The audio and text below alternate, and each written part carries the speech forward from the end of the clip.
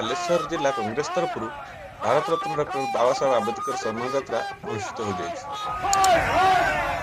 ସଂସଦରେ ଗୃହମନ୍ତ୍ରୀ ଅମିତ ଶାହା ଭାରତ ରତ୍ନ ଡକ୍ଟର ବାବା ସାହେବ ଆମ୍ବେଦକରଙ୍କ ବିଷୟରେ ଯେଉଁଭଳି ଅପମାନଜନିତ ମନ୍ତବ୍ୟ ଦେଇଛନ୍ତି, ତା ବିରୁଦ୍ଧରେ କଂଗ୍ରେସ ତରଫରୁ ବିଭିନ୍ନ ଆନ୍ଦୋଳନାତ୍ମକ କାର୍ଯ୍ୟକ୍ରମ ଗ୍ରହଣ କରିଥିବାରୁ ଓ ଲୋକସଭା ବିରୋଧୀ ଦଳ ନେତା ଶ୍ରୀଯୁକ୍ତ ରାହୁଲ ଗାନ୍ଧୀଙ୍କ ସିଧାସଳଖ ବିରୋଧୀ ପ୍ରଚାର ସହ ଅମିତ ଶାହାଙ୍କ କ୍ଷମା ପ୍ରାର୍ଥନା ଓ ଦରଖାସ୍ତ ଦାବି କରିବା ଘଟଣାକୁ ଦବେଇ ଦେବା ପାଇଁ ବିଜେପି ଦଳ ମିଛରେ ଏକ ନାଟକ ରଚନା କରି ଶ୍ରୀଯୁକ୍ତ ରାହୁଲ ଗାନ୍ଧୀଙ୍କ ନାମରେ ମିଛ ଏଫଆଇଆର କରାଇବା ଓ ମିଛ ପ୍ରଚାର କରି ବଦନାମ କରାଇବା ପ୍ରତିବାଦରେ ବାଲେଶ୍ୱର ଜିଲ୍ଲା କଂଗ୍ରେସ ତରଫରୁ ଜିଲ୍ଲା ସଭାପତି ସଞ୍ଜୀବ ଗିରିଙ୍କ ନେତୃତ୍ୱରେ ଆଜି ଭାରତ ରତ୍ନ ଡକ୍ଟର ବାବା ସାହେବ ଆମ୍ବେଦକର ସମ୍ମାନ ଯାତ୍ରା ସ୍ଥାନୀୟ ଗାନ୍ଧୀ ସ୍ମୃତି ଭବନଠାରୁ ବାହାରି ଜିଲ୍ଲାପାଳଙ୍କ କାର୍ଯ୍ୟାଳୟ ଫଟକ ସାମ୍ନାରେ ବିକ୍ଷୋଭ ପ୍ରଦର୍ଶନ ସହ ରାଷ୍ଟ୍ରପତିଙ୍କ ଉଦ୍ଦେଶ୍ୟରେ ଜିଲ୍ଲାପାଳଙ୍କ ଜରିଆରେ ଏକ ଦାବିପତ୍ର ପ୍ରଦାନ କରାଯାଇଛି।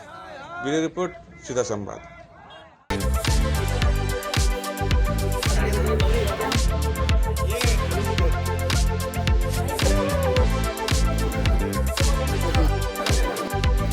Toro Malan.